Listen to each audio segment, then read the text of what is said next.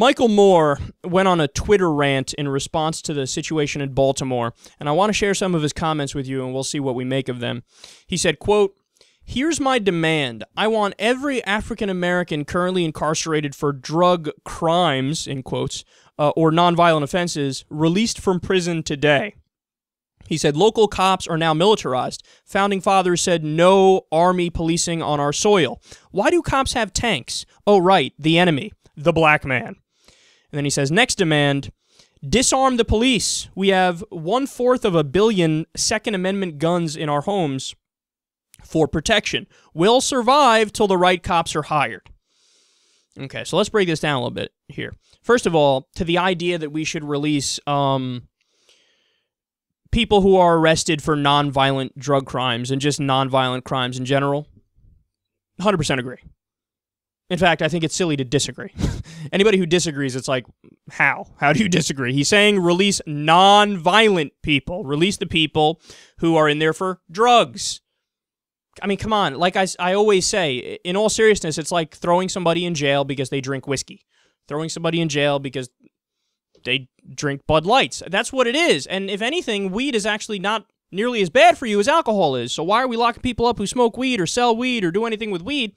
But we have, people who drink alcohol, they can be CEOs of the biggest corporations and have more power than 99% of the population.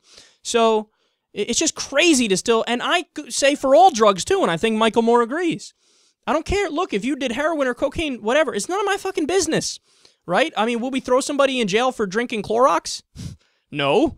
We'd be like, oh, that sucks. We should probably get you help. Well, why wouldn't you look? If somebody's addicted to crystal meth, for example, and they're ruining their life, why wouldn't we get them help as opposed to locking them in a cage? So he's 100% right on that one. I don't even see room for disagreement. To the second point, that we need to demilitarize the cops.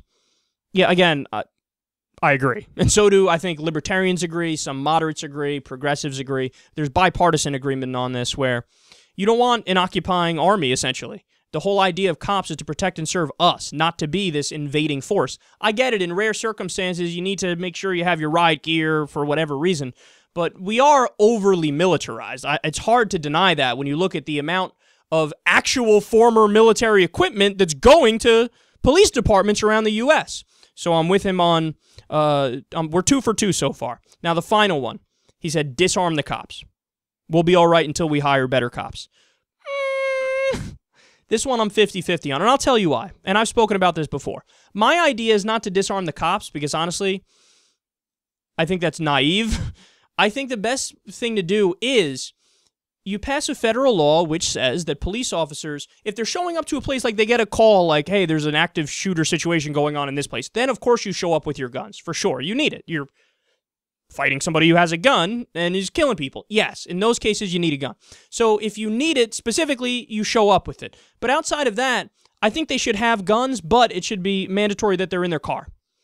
And the initial reaction, the initial way they confront an allegedly dangerous situation is with nonviolent rounds, whether it be a taser or some pepper balls or some incapacitating round.